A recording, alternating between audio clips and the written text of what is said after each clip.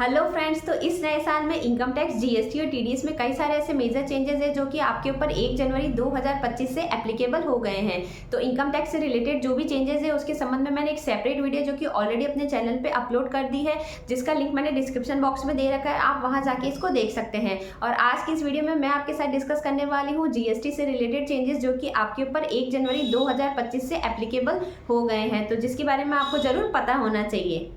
First है renting of commercial property. तो पहले क्या होता था कि अगर किसी भी कंपोजिशन टैक्स पेयर है और उसके द्वारा अगर अपनी कोई कमर्शियल प्रॉपर्टी है जो कि रेंट पे दी जाती थी किसी अनरजिस्टर्ड पर्सन को, तो उस केस में आरसीएम के अंतर्गत जीएसटी का पेमेंट जो है वो कंपोजिशन डीलर को करना पड़ता था। लेकिन रिसेंटली जीएसटी की जो 55th जीएसटी काउंसिल मीटिंग हुई थी, उस मीटिंग में ये डिसीजन लिया गया कि अब यदि कोई भी कंपोजिशन टैक्स पेयर के द्वारा कमर्शियल प्रॉपर्टी रेंट पे दी जाती है किसी अनरजिस्टर्ड पर्सन को, तो उस केस में उस पर आरसीएम जो है वो एप्लीकेबल नहीं होगा, यानी कि कंपोजिशन टैक्स पेयर को कोई भी टैक्स का पेमेंट नहीं करना है। तो गवर्नमेंट के द्वारा ये चेंजेस जो है वो क्यों किया गया है, क्योंकि जो कंपोजिशन टैक्स पेयर होते हैं उनको वैसे भी आईटीसी का जो बेनिफिट है वो नहीं मिलता है, यानी कि वो आईटीसी की क्रेडिट नहीं ले सकते हैं। तो यदि उनके द्वारा प्रॉपर्टी रेंट पे दी जाती है और अनरजिस्टर्ड पर्सन का जो टैक्स है वो भी अगर कंपोजिशन टैक्स पेयर के द्वारा बियर किया जाता है, तो उस केस में अननेसेसरी उन पर बर्डन हो जाता है। इसलिए यहाँ पे जो गवर्नमेंट है उसने ये चेंजेस इसलिए किया है ताकि स्मॉल बिजनेसमैन जो है उनका ये टैक्स का बर्डन कम किया जा सके। नेक्स्ट है waiver of late fees for GST and 9C। तो रिसेंटली जो जीएसटी की काउंसिल मीटिंग हुई थी उसमें एक रिकमेंडेड ये भी किया गया है कि अगर कोई टैक्स पेयर है जिसने अपनी फाइनेंशियल ईयर 2017-18 से लेके 2022-23 की अगर जीएसटी एंड 9C फाइल नहीं की है, तो वो अब बिना लेट फीस के भी फाइल कर सकते हैं। लेकिन कंडीशन ये है कि टैक्स पेयर जो है उसने अपना जीएसटी एंड 9 ऑलरेडी फाइल कर दिया है।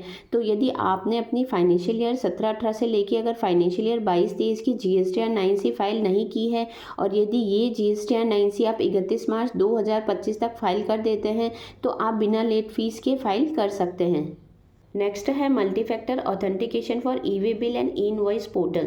तो अब आपके ई इनवॉइस पोर्टल और ई-वे बिल दोनों पे ही मल्टी फैक्टर ऑथेंटिकेशन एप्लीकेबल हो गया है 1 जनवरी 2025 से। तो अब ये मल्टी फैक्टर ऑथेंटिकेशन क्या होता है, तो जब भी आपके द्वारा पोर्टल पे जाके लॉगिन किया जाता है तो वहाँ पे आपको अपनी मोबाइल नंबर या फिर ईमेल आईडी डालनी होती है। उसके बाद आपके द्वारा जैसे ही पासवर्ड डाला जाता है तो आपकी जो रजिस्टर्ड मोबाइल नंबर है जीएसटी में, उस पर एक ओटीपी आता है। वो ओटीपी डालने के बाद आप जीएसटी पोर्टल को एक्सेस कर सकते हैं और आपने जो भी रिटर्न फाइल किया है वो आप वहां जाके देख सकते हैं।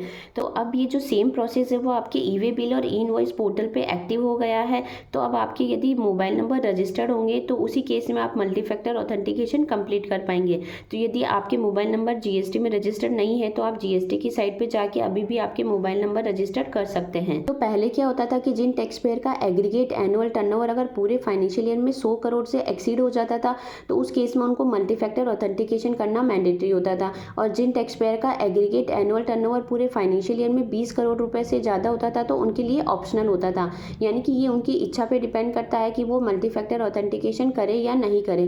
तो अब यहाँ पे गवर्नमेंट ने सभी टैक्स पेयर के लिए मल्टी फैक्टर ऑथेंटिकेशन करना मैंडेटरी कर दिया है। तो जिन टैक्स पेयर का एग्रीगेट एनुअल टर्नओवर अगर 20 करोड़ रुपए से ज़्यादा है तो उनके लिए 1 जनवरी 2025 से मल्टी फैक्टर ऑथेंटिकेशन करना मैंडेटरी है। जिन टैक्स पेयर का एग्रीगेट एनुअल टर्नओवर यदि 5 करोड़ रुपए से ज़्यादा है तो उस केस में उनको 1 फरवरी 2025 से मल्टी फैक्टर ऑथेंटिकेशन करना मैंडेटरी है और 1 अप्रैल 2025 से सभी टैक्स पेयर के लिए मैंडेटरी है।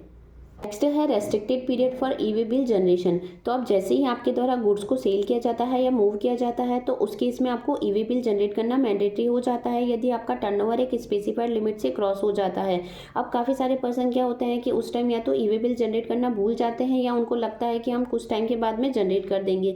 तो अब यहाँ पे जो सिस्टम है उसने एक चेक लगा दिया है, यानी कि 1 जनवरी 2025 से यदि आप ई-वे बिल पोर्टल पर 180 दिन से पुराने अगर कोई भी ई-वे बिल जनरेट करेंगे तो सिस्टम आपको अलाउ नहीं करेगा। नेक्स्ट है restricted e way bill extension period. The new rule also cap the total allowable extension for an e way bill at 360 days from the original date of generation. यानी कि जब आपके द्वारा ओरिजिनल बिल जनरेट किया जाता है उस डेट से आप 360 दिन का ही एक्सटेंशन ले सकते हैं ई-वे बिल जनरेट करने का।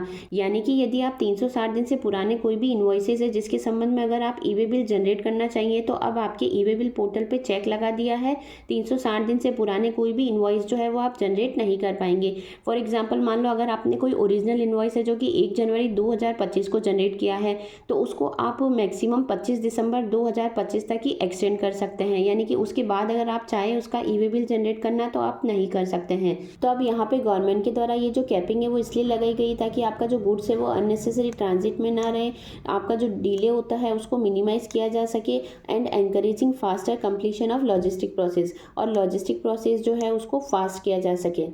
नेक्स्ट है IMS सिस्टम। तो अब आपके GST पोर्टल पर एक और नया फीचर्स ऐड हो गया है, इनवॉइस मैनेजमेंट सिस्टम, जिसमें टैक्स पेयर को ये फैसिलिटी प्रोवाइड की गई है कि टैक्स पेयर अपने सभी इनवॉइसेज और डेबिट नोट और क्रेडिट नोट है उनको मैनेज कर सकता है।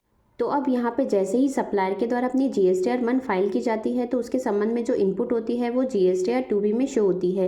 तो अब यहाँ पे रिसिपिएंट के पास ऑप्शन होता है कि यदि वो ITC उससे रिलेटेड है तो वो उसको एक्सेप्ट कर सकता है, यदि उससे रिलेटेड नहीं है तो वो रिजेक्ट कर सकता है, और अगर किसी तरह का कोई कन्फ्यूजन है तो वो इन्वॉइसेस जो है उसको पेंडिंग भी रख सकता है।